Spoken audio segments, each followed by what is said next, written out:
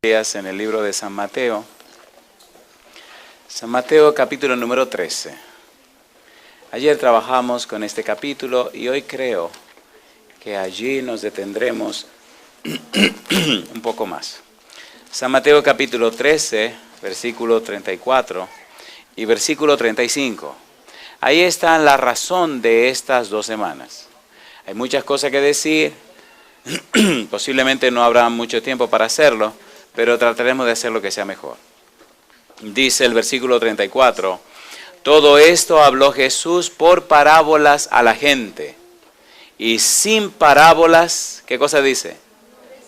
No les hablaba, para que se cumpliese lo dicho por el profeta, cuando dijo, abriré ¿en qué cosa dice? En parábolas mi boca, declararé cosas escondidas desde la fundación del mundo. ¿Qué les parece si nos colocamos en pie para orar? ¿Oramos? Querido Padre Celestial, muchas gracias por la oportunidad de reunirnos otra vez para estudiar su palabra. Amén. Señor querido, permite que sus ángeles nos acompañen y que su Santo Espíritu nos dirija. Que hoy escuchemos palabra de vida para vida eterna. Que su Santo Espíritu nos hable, nos instruya, nos enseñe.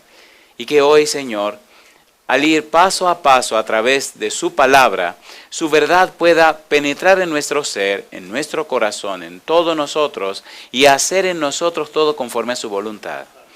Tráiganos hoy, Padre, palabra de vida para la vida eterna. Que los amigos y amigas, hermanos y hermanas que nos acompañan, pero también todos aquellos que en algún lugar del mundo están escuchando o están viendo la presentación de este mensaje, ellos también puedan tener un acercamiento con usted, puedan recibir su bendición y puedan conocerle mejor. Diríjanos, Dios, y cuídenos. Se lo pedimos en el nombre santo de Jesús. Amén. Amén. Decíamos ayer que una parábola es una comparación. No vamos a detenernos a repetir lo que hablamos ayer porque el tiempo siempre es corto y no hay suficiente tiempo para trabajar con todo lo que quisiéramos. Decíamos también ayer, San Mateo capítulo 13, versículo 11, que el Señor Jesús le dijo a sus discípulos, San Mateo 13, 11, el versículo 10 dice, entonces acercándose los discípulos le dijeron, ¿por qué hablas por parábolas? Y él les respondió, porque a vosotros os he dado saber, ¿qué cosa dice? Los misterios del reino de los cielos, mas a ellos no les es dado. ¿Por qué no? Porque los misterios del reino de los cielos hay que estudiarlo. Cuando usted quiere saber los misterios del reino de los cielos, tiene que dedicarse a aprender los misterios del reino de los cielos. ¿Le gustaría saber cuáles son los misterios del reino de los cielos? ¿Sí o no? ¿Sí o no? Mire el versículo 35 del capítulo 13. Para que se cumpliese lo dicho por el profeta cuando dijo, abriré en parábolas mi boca, declararé cosas escondidas ¿desde cuándo? Desde la fundación del mundo. Si son cosas escondidas, son misterios. En la Biblia, la palabra misterio en el griego significa algo que debe ser descubierto, algo que debe ser dado a conocer. Algo que viene como resultado de la investigación. Por ejemplo, en el libro de Efesios, capítulo número 3. Efesios, capítulo número 3, el apóstol Pablo habla acerca del conocimiento que él tiene acerca del misterio. Y de una vez define lo que para él es el misterio. Efesios, capítulo 3, versículo número 1. Dice el verso 1. Por esta causa yo, Pablo, prisionero de Jesucristo, Jesús por vosotros los gentiles, si es que habéis oído de la administración de la gracia de Dios que me fue dada para con vosotros, que por revelación, ¿qué sigue diciendo? Me fue declarado, ¿qué cosa? El misterio, como antes lo he escrito brevemente. Y él añade, leyendo lo cual podéis entender cuál sea mi conocimiento. ¿En qué cosa dice? En el misterio de Cristo. Y la pregunta es, ¿pero cuál es el misterio de Cristo? ¿Cuál es el misterio? Y él sigue diciendo, misterio que en otras generaciones no se dio a conocer a los hijos de los hombres, como ahora es revelado a sus santos apóstoles y profetas por el Espíritu. Mi pregunta, entonces, el misterio de Cristo ha sido revelado, ¿sí o no? ¿Sí o no? ¿A quiénes le fue revelado? Dice el apóstol Pablo, a los apóstoles y profetas. ¿Quién se lo reveló? Ahí dice el Espíritu Santo. Ahora, una pregunta. ¿Verdad que está interesante esta manera de ir buscando la verdad en la Biblia? ¿Sí o no? Cuando empecé a estudiar la Biblia era un adolescente de 18 años. Y vi la Biblia y la veo todavía como un mapa. ¿Han visto las películas donde hay un mapa para encontrar un gran tesoro? ¿No han visto películas ustedes? ¿No se emocionan ustedes en la manera de cómo van descubriendo las señas y cómo se va aclarando lo que el mapa dice? Oiga, uno se emociona hasta que al final, ¿qué cosa? Encuentran el tesoro.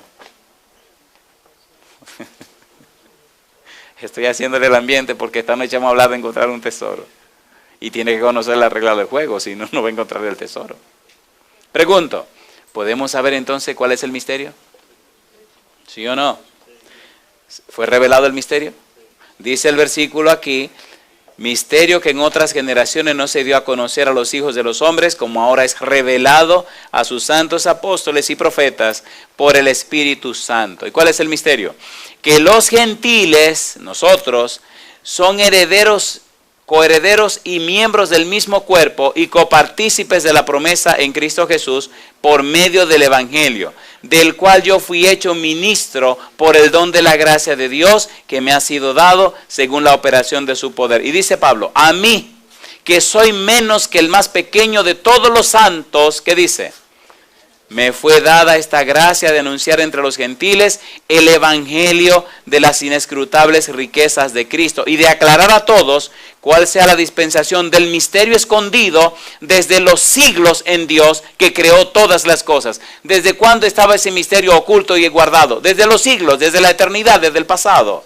Y ahora Jesús viene con parábolas a revelar el misterio, a dar a conocer el misterio, a instruir a la gente en el misterio, a presentar ante la gente el secreto que la gente no sabía, a descifrar el misterio. Y las parábolas nos ayudan a descifrar el misterio. De allí la importancia de estas 2 semanas. Es posible que usted tenga mucho tiempo en la iglesia y haya leído muchas parábolas. La pregunta es, ¿las entiende? ¿Las comprende? ¿Sabe lo que hay detrás de esas parábolas? ¿Entiende qué fue lo que Jesús quiso decir? Los investigadores de la Biblia juegan con algunos conceptos. Es más, hay una ciencia bíblica que se llama hermenéutica. ¿Cómo se llama? La hermenéutica es la ciencia que hace y trata acerca de la correcta interpretación de la Biblia. Es decir, los que estudian leyes utilizan o trabajan con la jurisprudencia. La jurisprudencia interpreta la ley.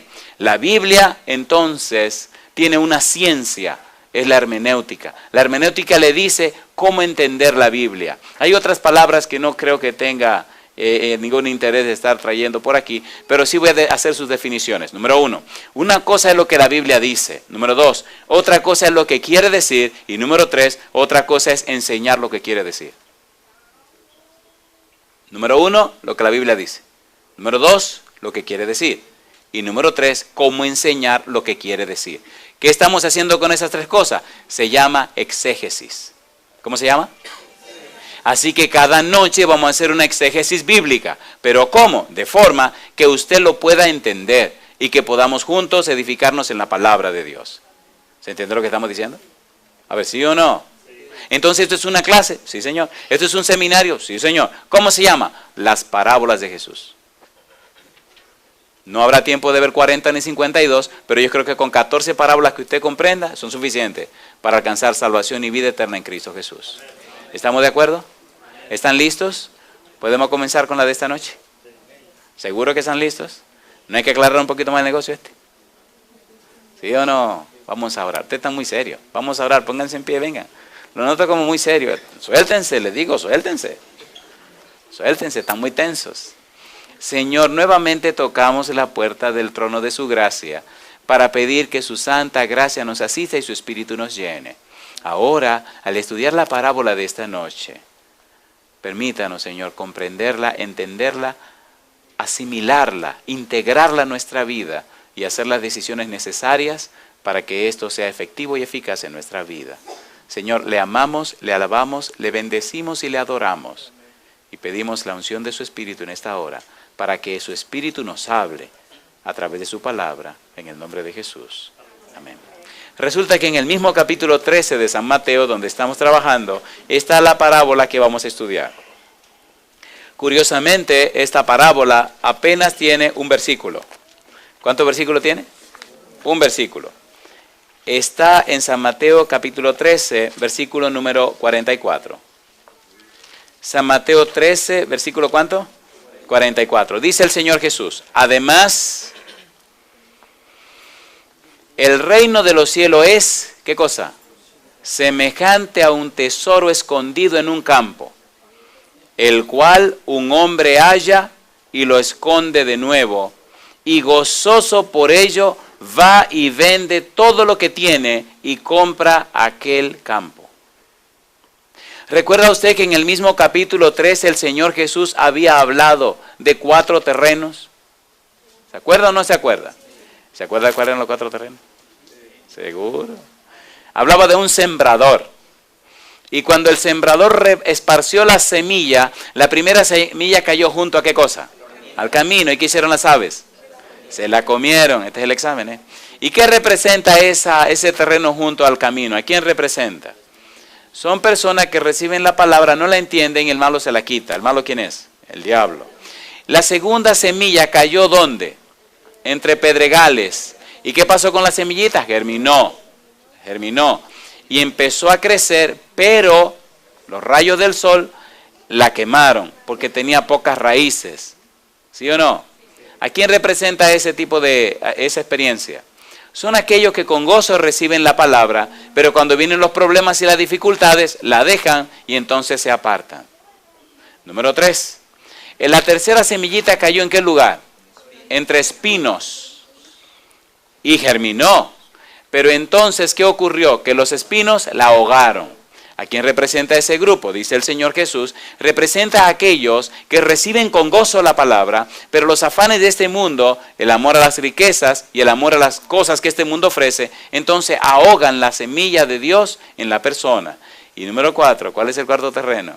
La tierra buena. ¿Y qué pasa con la semilla? Germina y entonces lleva fruto ¿a cuántos? A 100, 60, 30, a todo lo que usted quiera por uno. Así que produce. Ahora Jesús usa otra vez el terreno, pero lo utiliza de otra manera. Ponga atención.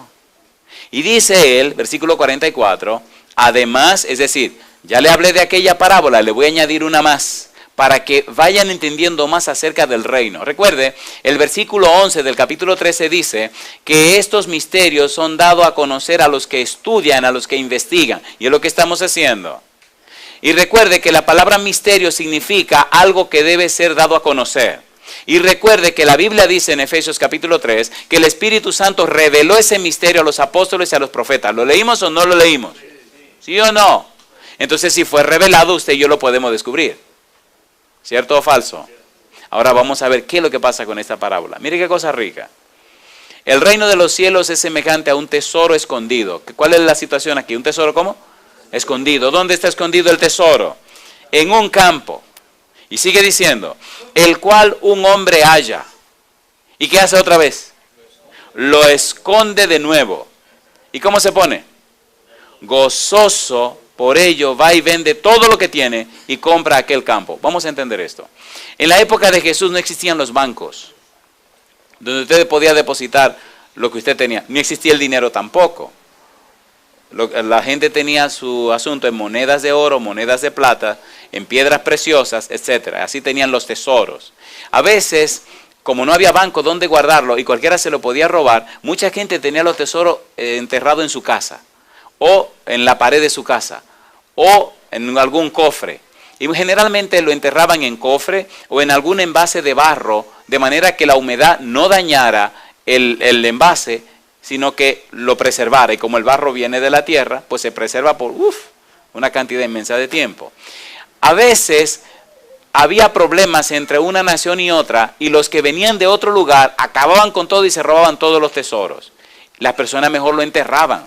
Ponían al lado de un árbol tantos pasos de un árbol o de una roca grande, tantos pasos de la roca. El asunto es que muchas veces morían esas familias y esos tesoros quedaban escondidos allí. Al pasar el tiempo, alguien podía estar trabajando en un campo ajeno, labrando la tierra y de repente, ¡pum!, se encuentra con un cofre. Y cuando ve lo que hay, dice, no, espérate.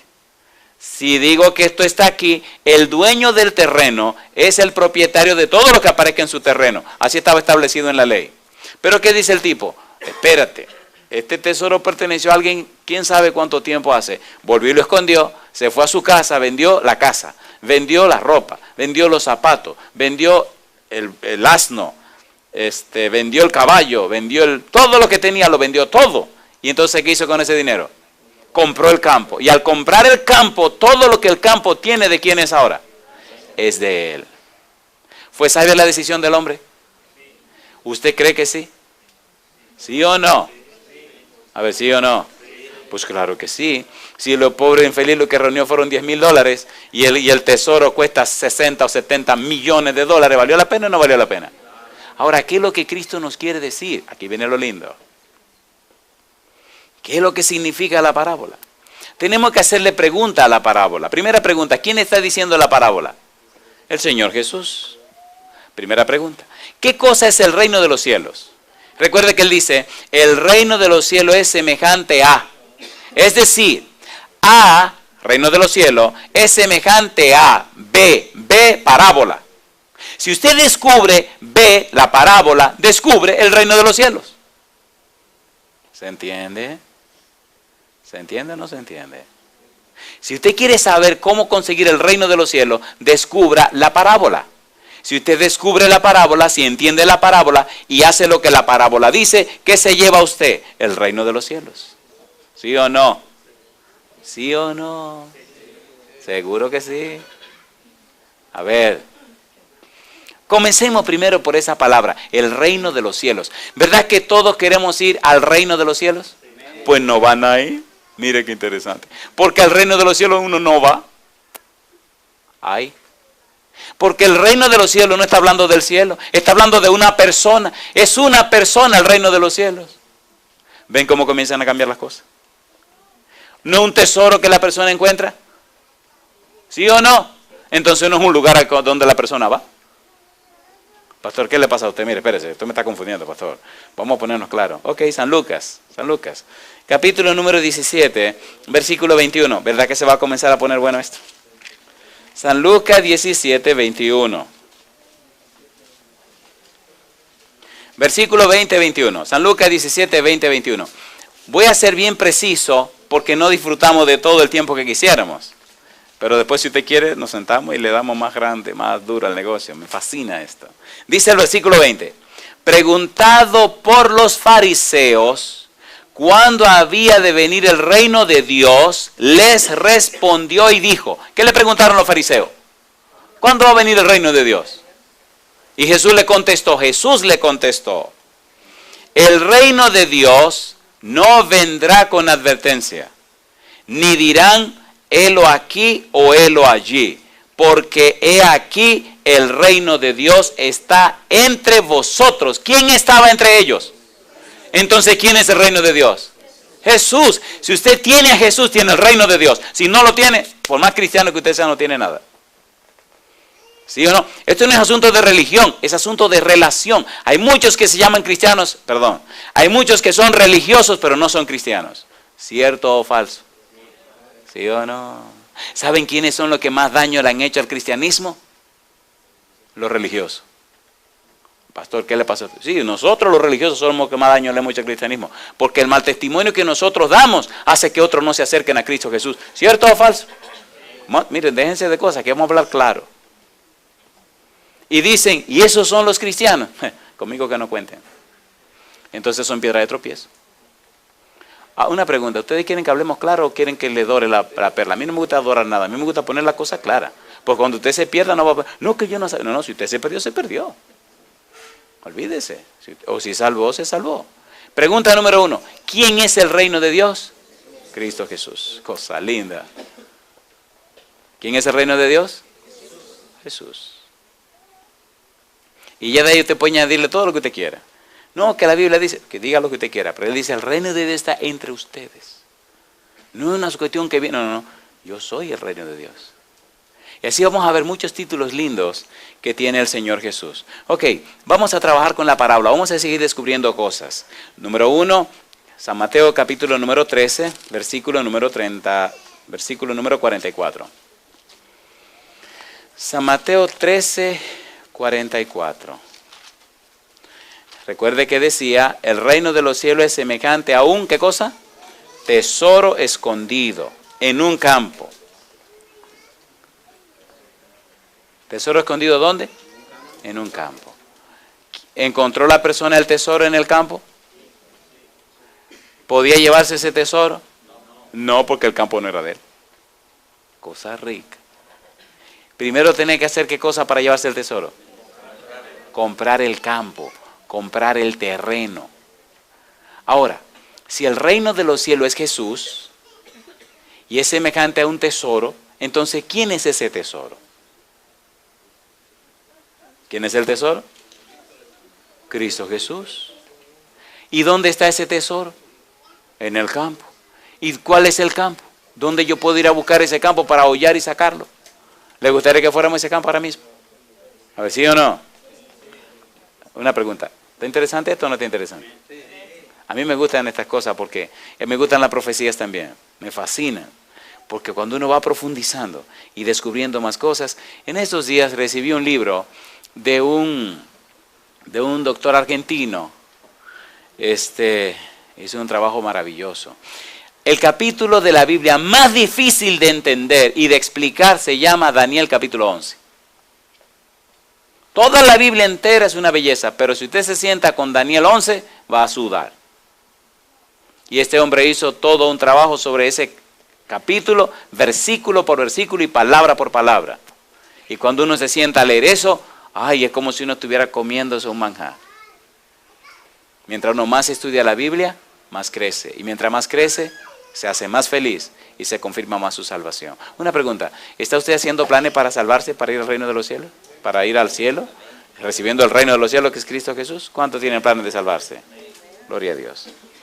San Mateo capítulo número 6, versículo 19 en adelante. Vamos a empezar a entender algunas cosas. Ahorita vamos a hablar de dónde está ese campo. Pero vamos a hablar primero de lo que hizo el hombre para comprar el campo. San Mateo capítulo 6, versículo 19. El tipo encontró el tesoro, lo tapó otra vez, lo escondió, salió corriendo a vender todo lo que tenía. ¿Qué significa eso? San Mateo capítulo 6, versículo 19. ¿Qué dijo Jesús? No os hagáis tesoros en la tierra, donde la polilla y el orín corrompen, y donde ladrones minan y hurtan. ¿Eso es cierto o falso? Sino haceos tesoros, ¿dónde? En el cielo, donde ni la polilla ni el orín corrompen, y donde ladrones no minan ni hurtan. Porque donde esté vuestro tesoro, ¿qué cosa? Allí estará también vuestro corazón. La pregunta, si el hombre encontró el campo, si encontró el tesoro, si vendió todo lo que tenía y lo vendió para comprar el campo y adueñarse del tesoro, ¿dónde iba a estar el corazón de esa persona entonces? En ese tesoro, ¿sí o no? Ahora, ¿por qué? Porque le costó todo lo que tenía. Cuando usted da todo lo que tiene por una causa, su corazón está en esa causa. ¿Cierto o falso? ¿Sí o no? ¿Verdad que el campo costaba bastante? Que este hombre tuvo que vender todo lo que tenía. ¿Sí o no? ¿Sí o no? Y como decía Cantinflas, la moraleja, joven. O sea, ¿cuál es la moraleja de esta parábola? ¿Qué es lo que el Señor nos quiere decir? Si descubrimos qué cosa es el campo, y si descubrimos el costo del campo, entenderemos la belleza de la salvación. Hubo un hombre en la Biblia llamado Pablo, el apóstol Pablo, que entendió eso. Filipenses capítulo 3. Filipenses capítulo 3, versículo número 7 y versículo 8. Miren lo que le pasó a Pablo. Filipenses capítulo 3, versículos 7 y 8. Dice el versículo 7, Filipenses capítulo 3, versículo número 7. Pero, dice él, cuantas cosas eran para mí ganancia, las he estimado como pérdida por amor de Cristo. ¿Y qué dice él ahora? Filipenses 3:4. 3:8. Y ciertamente, ¿cómo dice? Aún estimo todas las cosas como pérdida por la excelencia del conocimiento de Cristo Jesús, mi Señor, por amor del cual lo he perdido, ¿cuánto? Todo. Y lo tengo por basura para ganar ¿a quién? Alabado sea el nombre de Dios. Mi pregunta, ¿tiene esto que ver con la parábola, sí o no? ¿Sí o no? Para Cristo salvarlo a usted, ¿cuánto tuvo que dar? Todo. ¿Cuánto tuvo que dejar? Todo. ¿Cuánto tuvo que perder? Todo. Y para usted seguirlo a Él, ¿qué le está pidiendo Él a usted? Todo. Ahora, qué interesante. ¿Y qué es lo todo que nosotros tenemos? Nada. Porque cuando usted nació, ¿qué tenía? Nada. ¿Y cuando se muere, qué se lleva? Nada. Pues entonces, ¿qué es lo que usted tiene? Nada. Pues no sea bobo, haga el negocio, délo todo y llévese a Cristo. ¿Sí o no? La gente se afana. Hay una historia que no quería contarle, pero voy a tener que hacerlo. Y esto no es un cuento, es una historia verídica. ¿Sabe que hay personas que nacen en la pobreza? Yo también. Y entonces el papá se espanta y se va de la casa y deja a la mamá con los muchachitos. A mí no me pasó, mi papá se murió. Y entonces, ¿qué ocurrió? Que empezaron a trabajar duros todos. Y decía el chiquito, cuando yo sea grande me voy a comer un huevo entero. ¿Han visto que hay casas muy pobres que sancochan un huevo y lo parten en 4 y a cada quien le dan un pedacito, un cuartillo de huevos? Ustedes no sé si han tenido granja en su casa. Algunos tienen gallina en su casa y fantástico, pero hay casas donde no tienen gallinas. Así que había que comprar el huevo, sancocharlo para que rindiera más y partirlo por pedazos y darle a cada quien un pedacito con un poquito de aceite y un poquito de ¿qué sabe Dios? Mandioca, le dicen ustedes, o plátano, bueno, lo que sea. Y el chiquito decía, cuando yo sea grande me voy a comer un huevo entero. Así que se convirtió en un hombre neurótico. Se llama neurótico autoavaro. No se apuren que un día vamos a dar una serie sobre la neurosis matrimonial y se van a reír y van a llorar. Casi... Ay, eso no me gusta decirlo. ¿Quieren que se lo diga? ¿No se van a ofender? Pues no se lo digo. 9 de cada 10 seres humanos tienen serios problemas psicológicos. De los primeros 10, yo soy el primero que estoy mal, así que no se preocupen. Uno de ustedes está sano, pero no soy yo. Sigamos mejor con el asunto este. Y el hombre trabajó duro y se hizo rico, se casó con su esposa y todo. Pero cada vez que la esposa tenía que gastar algo, mire, espérese, no. Y si era para los hijos, pero cuando se trataba de él, gastaba y se hizo millonario. Pues claro, ¿cómo no? Y le decía, el tipo se enfermó y ya era un señor mayor, tenía hijos y nietos, una fábrica, una empresa, muchas cosas y sus hijos. Y cuando estaba en el lecho de muerte le decía al hijo mayor, un tipo muy recto, muy responsable, muy cumplidor, le decía, cuando yo me muera, todo lo que yo tengo lo hice yo con mi propio sudor, con el sudor de mi frente. Yo a nadie le pedí nada, así que todo esto es mío. Yo cuando me muera me llevo todo lo que es mío. Ven acá, yo quiero hablar contigo, le dijo el hijo mayor, tipo cumplidor. Cuando yo me muera, tú me reúnes todo lo que es mío y me lo eches en mi caja, que eso es mío, yo me lo llevo. No lo dejo lo mío a nadie. Y le dijo, papá, sí, cómo no, está bien. Los otros hermanos se preocuparon porque el hijo mayor era un tipo que era muy cumplidor. Cuando prometía una cosa, la cumplía. Así que el viejo se tranquilizó. Llegó el día último ya donde el tipo se iba y agarró al hijo y lo agarró así, lo apretó y le dijo, tú siempre cumples tu palabra. Papá, yo voy a cumplir mi palabra. ¿Tú sabes muy bien? Sí, papá, no se preocupe. El tipo se murió. Y los hermanos chequeando a ver qué va a hacer el hermano mayor. Ustedes son curiosos, lo veo a todos así esperando y entonces ahora. Compadre, llegó el último día y lo llevan a la funeraria, un funeral de esos funerales pesados. Y llega la parte final donde se tiene el sermón. Se termina todo, entonces se cierra la caja. De esas cajas de medio cuerpo, usted ve al muerto desde la cintura para arriba, una caja pesada, una caja cara. ¿Le gustaría a usted una de esas, verdad que sí? A mí no. De ningún tipo la quiero así. Entonces, llegó el momento de cerrar la caja y sellarla con unos tornillos que hay en unas crucecitas muy lindas, pero cuando te le hacen así, se pega la tapa con lo de abajo y ya ahí te fastidiaste y te quedaste encerrado. Y entonces llega el momento y cuando ya tapan, los hermanos hacen, y dice el hermano mayor, un momento, por favor levanten la tapa. Y levantan la tapa. Y él hace así, entra la mano en su saco y saca una chequera. Y muy serio la pone encima de la caja y comienza a escribir. Y hace un cheque a nombre de su papá.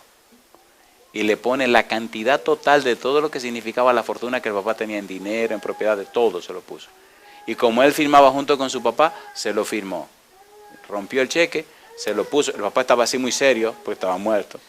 Y le puso el cheque ahí en el pecho, ahí arriba. Y entonces le dice, papá, ahí está todo lo que tú tienes. Cuando llegue allá, cámbialo. Lo taparon y lo enterraron. Yo no sé si el tipo cambió el cheque, pero le entregaron su dinero. Usted se ríe. Vamos a ser sinceros aquí, usted y yo. Con risa duele menos. ¿Verdad que dedicamos poco tiempo a buscar a Dios?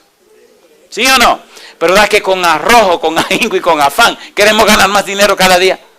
¿Sí o no? Si tenemos un carrito, párate ahí y se arregla un poquito, queremos otro. Si tenemos una casita, no, quiero otra. Siempre queremos algo más y no buscamos el reino de Dios y su justicia. ¿Cierto o falso? ¿Sí o no? Y se pasan los años y se pasa el tiempo y viene la vejez. Y usted ve a la gente todavía en la vejez, afanando porque hay que ganar más. Pero ven acá, ¿qué te pasa a ti? Descánsate. No, que la vida está cara. Y con dinero en el banco y se van a morir. Y una tacañería de que no querer gastar. Vamos a ser honestos, ¿eso es verdad o no es verdad? Su tesoro y sus cosas están ¿dónde? Aquí en la tierra. ¿Qué es lo que la parábola nos quiere decir? Entremos en detalle ahora. Si el reino de Dios es Jesús y el tesoro es Jesús, ¿cuál es el campo? ¿Cuál es el campo que debo comprar? ¿Cuál es el campo que debo obtener donde el tesoro está escondido? Miren las palabras de Jesús, San Lucas capítulo 24. Mire qué cosa linda. Una pregunta, ¿es lindo estudiar la parábola, sí o no? Sí. Alabado sea Dios. San Lucas capítulo 24. El Señor Jesús había muerto y resucitado. Los discípulos, Él se le presentó a los discípulos para despedirse. Y entonces le dijo estas palabras. San Lucas capítulo 24, versículo 44. Dice el versículo 44. Y les dijo, ¿qué cosa? Estas son las palabras que os hablé, estando aún con vosotros, que era necesario que se cumpliese, ¿qué dice? Todo lo que está escrito de mí, ¿dónde? En la ley de Moisés, ¿dónde? En los profetas, ¿y dónde? Y en los salmos. Cuando Jesús vivía en la tierra, no existía el Nuevo Testamento, solo existía el Antiguo Testamento. Y precisamente estaba dividido en la ley de Moisés o Pentateuco, que son los libros de Génesis, Éxodo, Levítico, Números y Deuteronomio, los 5 primeros libros. Número 2, los profetas, que son 16, 4 profetas mayores y 12 profetas menores. Y los salmos, que es el libro de Cantares, el libro de Salmos y otro libro de Proverbios y demás, que eran libros que tenían que ver con cantos y poesías y demás. Todo el Antiguo Testamento estaba dividido en 3 partes. Y él dice que ahí es donde se da testimonio de él. Es decir, ese es el campo donde yo estoy enterrado. Ahí es donde tú me puedes encontrar, ¿sí o no? A ver, ¿sí o no? San Juan capítulo 5, versículo 39. Mire cómo lo dice más claro San Juan. ¿Usted quiere encontrar el tesoro? Agarre la Biblia. Juan 5, 39. Dice el Señor Jesús: escudriñad las Escrituras, porque a vosotros parece que en ellas tenéis, ¿qué cosa? Vida eterna, el reino de Dios. Y ellas son las que dan testimonio, ¿de quién? De mí. ¿Usted quiere encontrar el tesoro? Agarre la Biblia. ¿Usted quiere encontrar el tesoro? Estudie la Biblia. ¿Usted quiere comprar el campo? Compre la Biblia. Comprar la Biblia significa llenarte con ella. Hay gente que tiene muchísima Biblia en su casa.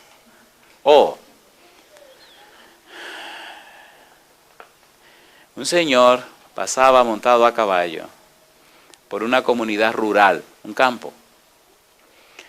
Y llegó a una casa donde se hablaba de una señora que era muy buena gente, muy cristiana, muy tranquila. Y entonces toca a la puerta, La señora sale, abre la puerta y muy amablemente le pregunta, ¿en qué puedo servirle? Y aquel caballero muy sonriente, con la fusta en la mano, esa cosita que usan para darle a los caballos para que corran más, con la fusta en la mano le dice, señora, ¿usted sería tan amable de regalarme un vaso con agua, por favor? Oh, sí, cómo no, caballero, entre, siéntese, ahora mismo le traigo el agua. Y en lo que la señora fue para atrás a buscar el agua, él miró un librero que la señora tenía. Y justo en el centro había una Biblia grande. Y él se sonrió, sacó la Biblia, la puso sobre la mesa, sacó su billetera y sacó 6 o 7 billetes de a $100. Y con una sonrisa abrió la Biblia y fue poniendo los billetes de a $100 en diferentes partes de la Biblia y la colocó otra vez en su lugar. Tomó el agua y se fue. Pasaron 4 años. Y volvió a pasar por aquel lugar. Mire, 6 o 7 billetes de a 100 en ese tiempo eran una fortuna. Porque la casita que la señora vivía no valía $100. Ustedes me están entendiendo. ¿Qué le dejó dentro de la Biblia? Escuche. Vuelve y se detiene frente a la misma casita porque le sorprende. ¿Cómo es posible que siga viviendo en esa misma casita cuando le dejé una fortuna en su casa? Y entonces toca la puerta. Y la misma señora viene, un poquito más vieja, claro. Y bien así medio desbaratada porque con el tiempo la gente sube o baja. Usted no se queda en el mismo sitio. Y entonces le dice la señora, ¿en qué le puedo servir? Dice, ¿usted sería tan amable de por favor regalarme un vaso con agua? Oh sí, como no, caballero, entre y siéntese. Y en lo que la señora fue para atrás, él extiende la mano y ala la Biblia. Y cuando la abre, ¿a qué no me dice que había ahí adentro? 6 o 7 billetes de a $100. Lo recogió uno por uno, lo dobló, lo echó en su camisa, puso la Biblia ahí, tomó su vaso de agua, se lo tomó y se fue. ¿Qué perdió la señora? No perdió nada, ella nunca lo tuvo. Cuando usted pierde algo, cuando usted lo tiene, ¿sí o no? Nunca lo tuvo, nunca lo buscó, nunca lo aceptó. Vamos a ser sinceros, ¿cuántos tesoros tiene la Biblia que usted no ha disfrutado? Entonces usted nunca lo ha tenido. Y ese es el punto de estas 2 semanas. Usted tiene que descubrir el tesoro, ¿o no? ¿Está usted dispuesto a pagar el precio? A ver, ¿sí o no? ¿Cuánto hizo el hombre para comprar el campo? Vendió todo lo que tenía, pero se llevó el gran tesoro. ¿Está usted dispuesto a vender todo lo que tiene para ganarse el gran tesoro? Pastor, ¿qué significa vender todo lo que uno tiene? Bueno, significa que ahora no es la agenda tuya, sino la agenda del Señor. Significa que ahora no va a hacer lo que tú quieras, sino lo que el Señor te diga que debe hacer. Significa que ahora no va a vivir para perderte, sino que va a vivir para salvarte. Significa que ahora tú vas a ser conforme a lo que Dios dice, porque ahora Dios va a ser el dueño de tu vida. ¿Quién sabe más de lo que te conviene que Dios? ¿Quién sabe más? ¿Quién sabe más? Dios. El único que sabe lo que te conviene es Dios. Y le dijo al agricultor al Señor, mira, yo voy a sembrar la tierra, pero quiero que haga como yo te diga. Y papá Dios le dice, ¿cómo no? ¿Está bien? Óyeme bien, Señor, yo solo quiero que tú hagas como yo te diga, porque yo tengo toda la vida sembrando y yo sé de agricultura. Está bien, mi negro, yo voy a hacer como tú digas. Ok, el tipo limpió el campo que tenía, y entonces lo limpió y le dijo a Dios, quiero que llueva. Y entonces papá Dios le dijo, así que llueva, ¿cómo la quiere? Dice, buen aguacero, ¿ok? Para, Señor. Paró el Señor. Esperó unos días y la tierra que estaba húmeda, y entonces la rompió, la aró, y esa tierra quedó preciosa. Empezó a hacer los surcos y a preparar todo, y sembró. Y después que sembró le dijo a Dios, ahora quiero una lloviznita suave, no muy fuerte para que no me rompa los surcos, suave, con mucha delicadeza para que la semilla, ¿qué cosa? Germine, como no, mi negro, suavecita. ¿Así te gusta? Sí, fantástico. Oye, germinó toda la semillita y eso se veía precioso. Y empezó a limpiar. Y cuando las plantitas estaban un poco fuertecitas, le dijo, una lluvia no muy fuerte, para que, ¿me entiendes? Se ponga más fuerte la plantita. Y así ocurrió. Y crecieron todas y se llenó todo precioso, verdecito. Y se llenaron todas las plantitas de flores. Y flores, y flores, y flores, y flores, y flores. Y él le decía a Dios, no me mande lluvia ahora porque se me caen las flores. No hay problema, mi negro. Y flores, y flores, y flores. Se fueron en flores todas las plantitas. Y entonces el tipo le decía a Dios, ¿y ahora qué? Le decía al Señor, no, dime tú. Ahí tiene flores. Dice, sí, pero no hay ni un solo fruto. Yo digo, voy a hacer como tú digas. ¿Qué quiere ahora, mi negro? ¿Quiere lluvia? No. ¿Quiere sequía? No. Entonces, ¿qué quiere? Vamos a ser sinceros. ¿Verdad que a veces queremos vivir como nos da la gana? Vamos a ser sinceros, ¿sí o no? Queremos hacer como nosotros creemos. Pero si Dios nos hizo a nosotros, ¿quién va a saber más de nosotros y mejor que Dios acerca de nosotros? Y entonces le dice al campesino, preocupado a Dios, bueno, pues haz algo. Dice, no, yo estoy esperando, tú dijiste que hiciera como tú querías, dime qué hago yo ahora. Tú no estás jugando a ser Dios, dime qué quiere que haga ahora. Señor, perdóname, yo no sé. Dice, mi negro, se te olvidó pedir una cosa. Dice, ¿cuál? Se te olvidó decirme que envíe los vientos del norte. Vientos del norte, ¿y para qué quiero yo vientos del norte? Querido, los vientos del norte traen los granos de polen que germinan la flor y entonces nace el fruto. Ah, pero yo no sabía. Dice, hay muchas cosas que tú no sabes. ¿Qué te parece si me dejas seguir siendo Dios y tú solo haces lo que yo te digo? Pidió los vientos del norte, vinieron los granos de polen, germinaron todas las florecitas y una cosecha tremenda. Pregunta para usted, ¿quiere jugar a ser Dios? No se atreva. ¿Le gustaría dejar que Dios siga siendo Dios? ¿Quiere pagar el precio para tener el tesoro? ¿Sí o no? Aunque pierda algunos amigos. Póngase en pie si verá que usted se atreve a pagar el precio. En la Biblia dice, en el libro de San Lucas, y me gusta la Biblia por esto, San Lucas capítulo 9, y con esto voy a terminar. San Lucas capítulo número 9. ¿Verdad que las parábolas son apasionantes? A ver, ¿sí o no? Sí. San Lucas capítulo 9, versículo 23 al 26, dijo el Señor Jesús, San Lucas 9, 23, y decía a todos, ¿qué cosa? Si alguno quiere venir en pos de mí, niéguese a sí mismo, tome su cruz cada día, ¿y qué cosa? Y sígame, porque todo el que quiera salvar su vida la perderá, y todo el que pierda su vida por causa de mí, éste la salvará. Pues, ¿qué aprovecha al hombre si gana todo el mundo y se destruye o se pierde a sí mismo? Porque el que se avergonzare de mí y de mis palabras, de éste se avergonzará el Hijo del Hombre cuando venga en su gloria y en la del Padre. Mi pregunta para usted, ¿se atreve usted a tomar la decisión de decirle a Dios, Señor, desde hoy usted será primero en mi vida y todo lo demás estará en segundo lugar? ¿Se atreve a hacer eso? ¿Cuántos se atreven a hacer esa decisión? ¿Puedo orar a Dios por esa decisión suya? ¿Está usted dispuesto a pagar el precio? Cuando dice negarse a uno mismo, significa poner a un lado mis propios planes, poner a un lado mis propios criterios, poner a un lado lo que yo quiera, lo que yo piense, y poner en el centro lo que Dios quiere. Cuando dice tome su cruz y sígame, significa estar dispuesto a morir en la cruz si es necesario, a sacrificarme si es necesario, con tal de tener el reino de los cielos. ¿Lo dio todo aquel hombre y lo vendió para comprar al tesoro, sí o no? Querido Padre Celestial, colocados en pie, todos hemos decidido ponerle a usted en primer lugar. Queremos, Señor, que sus santos ángeles nos acompañen y su Espíritu Santo nos dirija. Gracias por los amigos y amigas presentes en esta reunión. Gracias por aquellos que en algún lugar del mundo nos siguen. Y gracias porque hoy ellos también están puestos en pie, haciendo la firme decisión de colocar a Dios en primer lugar en sus vidas.